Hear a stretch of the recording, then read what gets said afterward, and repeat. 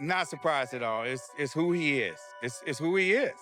I've always thought that he's a horrible person, and this is every bit of proof. Baltimore boxing champion Gervonta "Tank" Davis faces new abuse claims from a woman who claims to be his ex-girlfriend. Tank is done.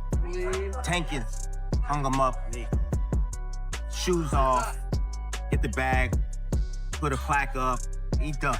Mayweather Promotions. November 14th, Jake Paul versus Gervonta Davis has officially been canceled. I know that we all speculated that it would be, and I was pretty much for sure that it would be canceled. But now we have official confirmation. Jake Paul versus Gervonta Davis. The shocking collapse that shook boxing, Part 1. The boxing world is in absolute shock after Leonard Ellerbe finally broke his silence on Gervonta "Tank" Davis's recent arrest. An incident that has sent shockwaves throughout the sport and officially led to the cancellation of the Jake Paul versus Tank Davis fight. What was once set to be one of the biggest crossover boxing events of the decade has now been completely scrapped, as legal troubles once again derail Gervonta's career. The fight that was meant to change boxing. Jake Paul's fight with Gervonta Davis was scheduled for November 14th at the Casilla Center in Miami, Florida, and was set to stream exclusively on Netflix.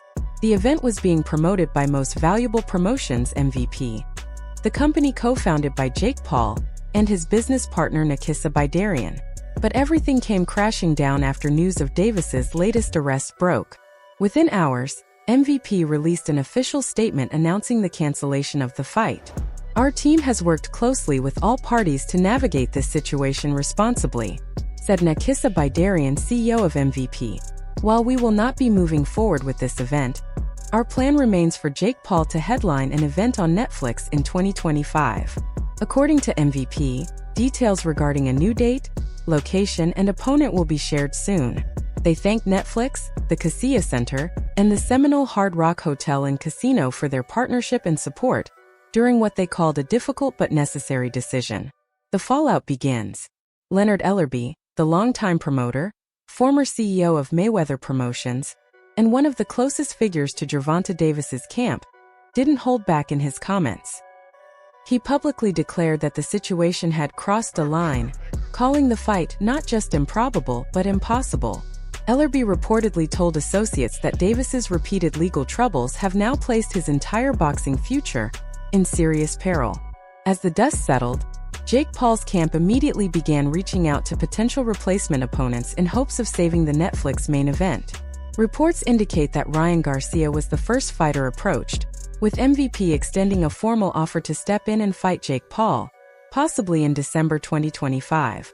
However, Garcia's team raised contractual concerns, saying he is currently bound to Golden Boy Promotions and DAZN, which would make a crossover fight with Netflix extremely complicated. The search for a replacement. Jake Paul's team didn't stop there. They also began reaching out to other potential opponents, including Terrence Crawford, Francis Ngannou, and even Nate Diaz, who Jake has already fought before. Analysts pointed out that most of these names are long shots. For instance, Ryan Garcia, while a massive social media star with millions of followers, is naturally smaller than Jake Paul and last fought in a lower weight division. Terrence Crawford, a multi-division world champion, would be far too dangerous of an opponent for Jake at this stage. And as for Francis Ngannou, the former UFC heavyweight champion, the size difference would make that fight nearly impossible to sanction. Still, Jake Paul's team appears determined to keep the show alive. Sources close to MVP say their goal is to reschedule Jake's next fight for December, keeping Netflix's debut boxing event intact. The Ryan Garcia rumors, and Oscar de la Hoya's response. As rumors of Jake Paul versus Ryan Garcia started trending online, Oscar de la Hoya, the CEO of Golden Boy Promotions, stepped in to set the record straight. He denied any formal discussions about Garcia replacing Davis and emphasized that if there were serious negotiations, he would personally announce them. "Let me just tell you why this fight is not going to happen," de la Hoya said. "Ryan Garcia fights for DAZN, and Jake Paul fights on Netflix. That's the bottom line.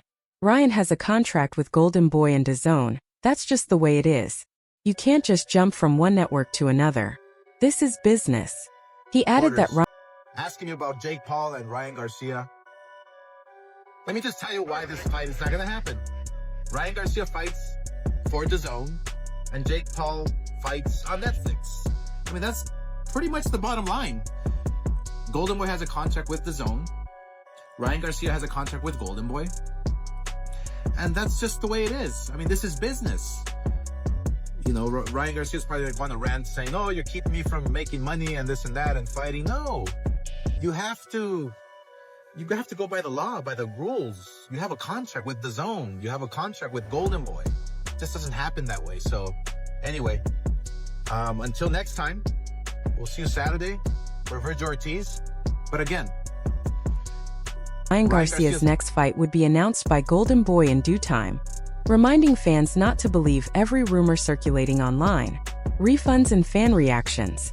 With the event officially canceled, MVP also confirmed that fans who purchase tickets through official platforms, such as Ticketmaster, will automatically receive refunds within 14 to 21 days. However, those who bought through secondary marketplaces or resellers will need to contact the vendors directly, as automatic refunds may not apply.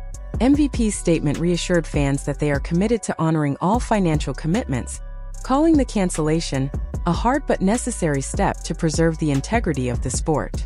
Fans online had mixed reactions. Some praised Jake Paul and MVP for taking a stand and handling the matter professionally. Others accused Jake of being opportunistic, suggesting that he only canceled the fight to avoid backlash rather than out of genuine moral conviction. Francis Ngannou, the rumor that exploded online. Among all the potential replacements, Francis Ngannou quickly became the most talked about name. Multiple outlets reported that Ngannou had emerged as the top replacement for Gervonta Davis. Talks were said to be underway for what could have been one of the most explosive crossover events in boxing history. But Ngannou himself wasted no time shutting the rumors down. Speaking to reporters, he laughed off the idea of fighting Jake Paul and said it would make no sense at all. They told me Jake Paul wanted to fight, Ngannou said. I was like, what? Which Jake? Don't disrespect me like that. After fighting Tyson Fury and Anthony Joshua, how can I fight a YouTuber? It's not about the money, it's about the opponent. This fight makes no sense for me. Ngannou emphasized that while Jake Paul is free to chase entertainment bouts, he himself is focused on legitimate competition and refuses to be part of what he called a publicity stunt. Rolly Romero fires back. Meanwhile, boxer Rolando "Rolly" Romero jumped into the chaos and took direct shots at Jake Paul. After the cancellation became public, Romero blasted the entire event as a circus and accused Jake Paul of chasing spectacle instead of real boxing. In a fiery statement, Romero challenged Jake directly. I'm tired of this YouTube boxing stuff, man. I really am. I'll be ready in a week to slap Jake Paul across his face. Jake Paul gets knocked out cold by me, bro. Romero also reignited his feud with Ryan Garcia, claiming that Garcia had dodged their rematch despite being contractually obligated. The boxing world is tired of talkers, Romero said. We want fighters who actually show up. Mayweather's name enters the conversation. Then came perhaps the wildest rumor yet, that Jake Paul's team had reached out to Floyd Mayweather Jr. about stepping in as a replacement opponent. According to several reports, initial discussions took place, but Mayweather dismissed the idea almost immediately, reportedly calling it too easy.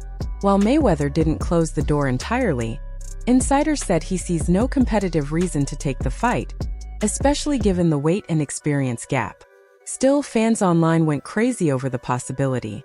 After all, Mayweather remains the biggest draw in boxing history, and a Jake Paul vs. Floyd Mayweather match would be guaranteed to shatter streaming. Ellerbe speaks out. Leonard Ellerbe's comments added another layer to the unfolding story. As someone who has worked closely with both Mayweather and Davis for years, his opinion carries weight in the boxing world. Ellerbe said bluntly that Gervonta Davis's latest legal troubles made the fight untenable. He also hinted that Netflix, being a family-oriented platform, was uncomfortable associating with a fighter currently facing multiple civil lawsuits. He added that while MVP did everything possible to save the event, some lines just can't be crossed. You can't promote women's boxing, talk about fighter respect and integrity, and then stand behind someone with that kind of baggage, Ellerbe reportedly said. Many fans agreed with him, saying that MVP made the only responsible decision. Jake Paul breaks his silence. A few hours after the cancellation became official, Jake Paul finally broke his silence online. He didn't post a long statement, just 2 cryptic tweets. One said simply, "Idiot." The other, "God has a plan. Always." Fans instantly interpreted the "idiot" comment as being aimed at Gervonta Davis. The second tweet